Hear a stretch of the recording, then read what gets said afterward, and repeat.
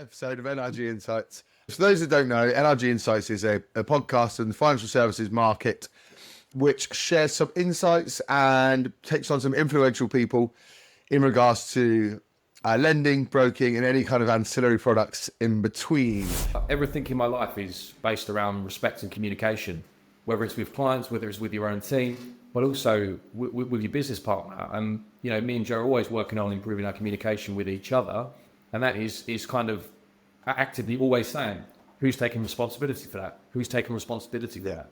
Me and Joe meet every single month with each other to discuss how the previous month's gone, what actions need to be done, who's taking responsibility. We do the same with every single member of the team. We meet with every single member of the team out of the office, go for a coffee, talk about how they performed for the last month, how they think they're doing. Could we do things better? How's their personal life? Because I think the well-being of everyone is really important to us, and that comes back to the whole respect point.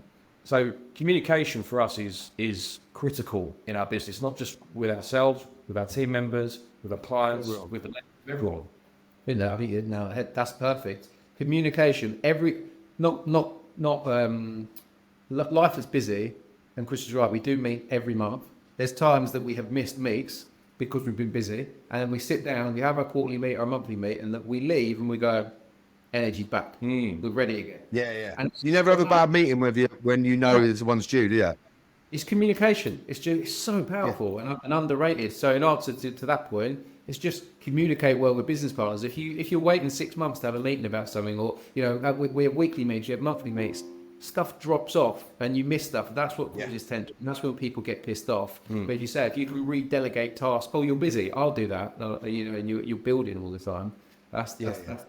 Like you say, it's the lack of communication that sets off the overthinking about, and that's even worse.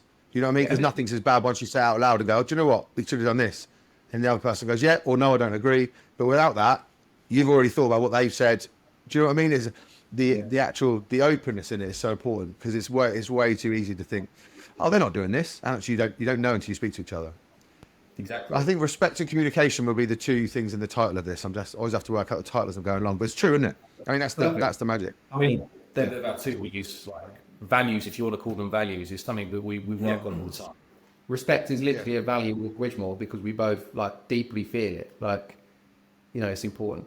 Yeah, and it shows as well. I'm not blowing smoke. I know you personally, but I'm not blowing smoke up your ass. It shows in a business where you've got that genuine respect. It's no, and then like you say, that then bounces off to your clients, bounces off to your staff. It makes it much easier to grow a business when everyone's of the same mindset. I think it's really important. Oh, we had. I think Joe had a CV not too long ago, a while ago, and we over the past couple of years, Joe will always do the first screening call, and there's been people that have come in with massive black book of clients, but the ego was up here. So straight away, it's like, no face-to-face interview. It's not worth strap the back, no. Because we want to make sure that our team come to work enjoying the people that they're working with. Not feel intimidated, not feel nervous. And we always like to create a lovely mindset within the office, because that's what it's all about. We come to work, it's cliche, we come to work 45, 50 hours a week or whatever. And it's important that everyone enjoys it. We've been talking about it even more, but doing more stuff in the office, like playing basketball and stuff. Ultimately, you always have to stay true to yourself and be who you are.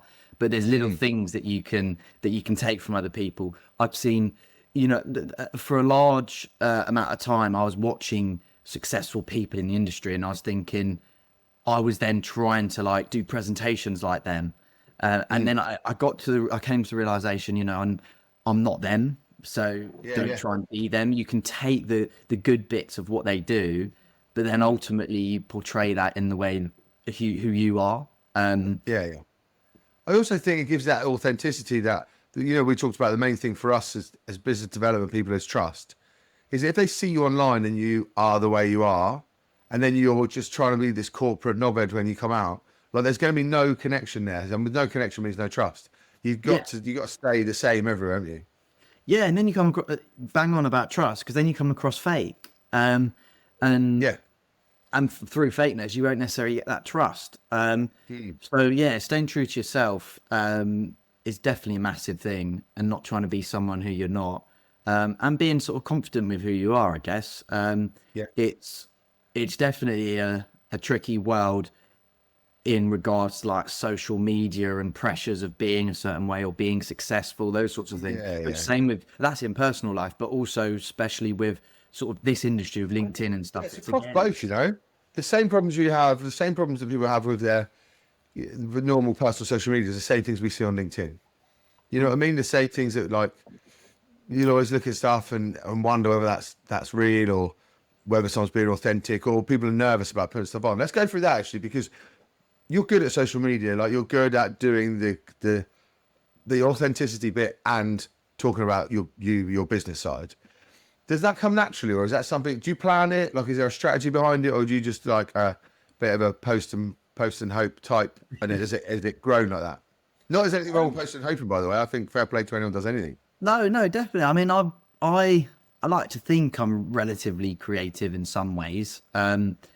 Sometimes posts just randomly come to me, and I might just jot them down and think, oh, I'll look at that another day, and then sort of make a post about it. But You do the other ones like I do. I think of something at night, and then I look at it in the morning and go, "That was fucking stupid." Yeah. What was I thinking? Yeah, That's going to get me cancelled. yeah, but I still, with a few of my posts, have fallen into the trap of, oh, how many likes am I going to get, or that post hasn't done very well. Or like phoning up your mate in recruitment and telling them that you've got way more likes on your post than their post. That sort of thing. Yeah, imagine doing that. Yeah, no, as an example, I mean, that's just. Yeah. Obviously, as an example, that would be weird to do something like that. Weird, wouldn't it? Even if you No, did. but it is nice though. We do get like we like to be liked. That's why we're in business development, and it is a weird endorphin hit when people go, "Oh, that's quite funny." Yeah, I think so. And I think again, as we were just saying, it comes back to sort of being authentic and it's again having a slight joke, but then also, with a few of the posts I've done, I've also put a serious, or I've put stuff about criteria and that sort of thing. Well, that's the benefit, right? Because no one would see that criteria stuff, which we know does not get any engagement, right? It doesn't. I could picture myself falling over a curb and you get 150,000 people like it. If I talk about something that really adds value to the industry, no one gives a shit. But when I talk about something that adds value, people only see it because of the joke thing I've done. You know what I mean? We all know, like, it's not even embarrassing to say it with salespeople. There are a lot of egos, a lot of, people can be quite precious about deals or whatever, or being tops. You got to drive everyone differently. So how do you deal with that as a kind of a head of sales? How do you look at, because you still got to treat everyone as a team, right? But there's a lot of different egos in there. How do you deal with those? I just, I treat that person as they are. They're being authentic. That's them. They've got that ego. Is it going to cause a problem for anybody else? Are they going to upset somebody else with that ego? If that is going to happen, it needs to stop. Yeah. Or it needs to change. There's a fine line between ego and arrogance. You got. Yeah, exactly. So if there's arrogancy there, then something needs to change because it can affect others within the team. It could hurt people's feelings or whatever else, and it's just not the right way to be. Yeah. So then that needs to stop, and that's a personal conversation, isn't it? Yeah. But I have found that you've obviously spoken to some really good women in leadership. Yeah, incredible. And there are some really good women in leadership, but I think women have had that tough thing where they say like, dress like a woman, act like a man. Yeah. So, and actually there are some women who've taken that. I know, I'm agreeing. Yeah, so no, what I'm saying is there's a lot of women that have taken that masculinity approach and have had to take it. Is that the right way? I don't think so. Well, the empathetic traits of a woman is actually something that is very strong in leaders. Having emotional intelligence and that kind of thing. So we're trying to take that away to be more manly. But actually, when you look at, it's old, but you look at 80s, 90s male sales manager, whip, loads of stick, not a lot of carrot. Like, it's not. But you look at the results that are achieved in the empathetic, emotionally intelligent leadership style. That's why it's changing, right? That's why we are getting more female leaders. So it seems mad to try and make them do the thing that doesn't come natural. That's right. And actually, funnily enough, if you turn it around with the male leaders, and they are showing a lot more feminine traits now. Yeah. So they are being more empathetic, nurturing, understanding, You know, they're not using that normal way of how men would be in leadership back when I probably joined the banks back in the day. Yeah. It's completely different. And so now you actually are seeing a lot of feminine traits within this industry. Which also you've got to work on as well, right? Because if it doesn't come naturally, you've got to work on it. Yeah, 100%. I mean, a good example would be someone like Steve Jobs. Yeah. You know, he had his feminine traits were the creativity, seeing beauty in something, which actually is where his success came from. But then, you know, the other side of him, he's hard-nosed on the other with what he wanted. Yeah, that was his downfall a little bit, wasn't it? Yeah. So, you know, you see people like that, and I think there needs to be a bit more feminine traits, and women who are going into leadership, don't forget that. You know, be authentic, be yourself, bring that into the business wherever you can, because there's that's what's been missing for the past whatever how many years. The big thing that I base my how I sleep at night is on trust. Yeah. If you don't trust the people to your left, your right, below you, up above you, then you've got no hope, because you're going to be very paranoid. And I think from coming from my ice hockey background as well, being in a dressing room where a coach is very passionate. I'll try not to, I don't know what the language rules are on this, but we had some unbelievable coaches over the time of playing ice hockey who were effing and jeffing, and they would come in and they'd smash the dressing room up and stuff. And it came from a place of passion, sometimes rightly, wrongly, but I always responded to that because it showed me that my boss cared. Yeah. So I tried to build my team around me and wider within the business that we are one team. And for us to succeed, we all need to be successful. We all need to care. We all need to put that extra shift in. And it's trying to get that balance that some people have not been in a team environment. But for me, being in a team environment has been fundamental, I think, to my success and how I try to motivate people around me. Funny enough, that was I wrote down as you were talking about. Do you think sport made a massive difference? Because I feel like when I speak to sports, especially team sports, and it works for anyone, right? Anyone who's competitive, but team sports is just you're just aligned with how business works.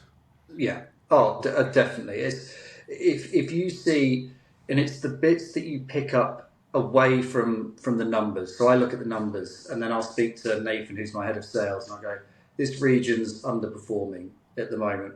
Why is that? How are they? What's going on outside of their work that potentially is having an impact on that? You try to kind of peel back the layers to understand with your team what they need. What additional support do they need? Do they need some additional training? Do they need a bit of time away from kind of doing the rigmarole of doing, I'm doing 20 appointments a week. I'm working my absolute socks off for the business, but the business is coming in.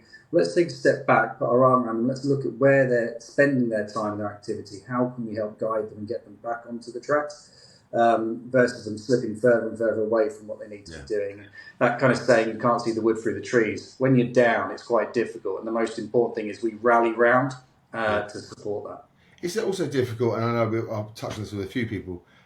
It's people or process, right? And you always think you've got the right people right, but there obviously comes to a stage with a few where you can't. It's like I see it all the time when people are doing the activity, it doesn't hit right.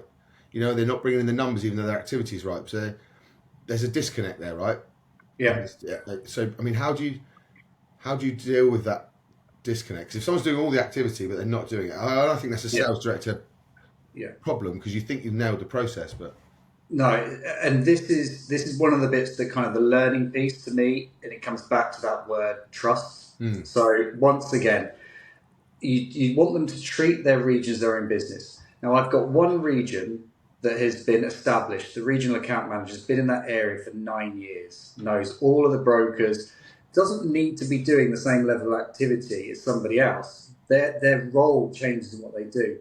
So I don't want to paint everybody with the same brush and go, right, everyone should be doing 20 appointments a week or 10 appointments a week. Because from my side, you do what you think is right in your region, and we can then see the trends. So I spend a lot of time looking at data, using teams within the business that can kind of pull data for me, find trends and look at that. Yeah. And then that helps me identify where those opportunities are. So let's say, for example, in my South Central region, their HMO business was going literally up, and then it's just dropped off a cliff and it's just dropping away. let's go back and look at what we were doing during that period of time. What support do we need from marketing to be driving that type of messaging? What has another lender come in? Is there another BDM? Is our rates changed in that specific area? So you almost bespoke the requirements and needs and the style in which that manager needs to work by giving them the tools to identify where they need to be spending some more of their time. Thank you everyone for watching and listening. It's been another episode of NRG Insights.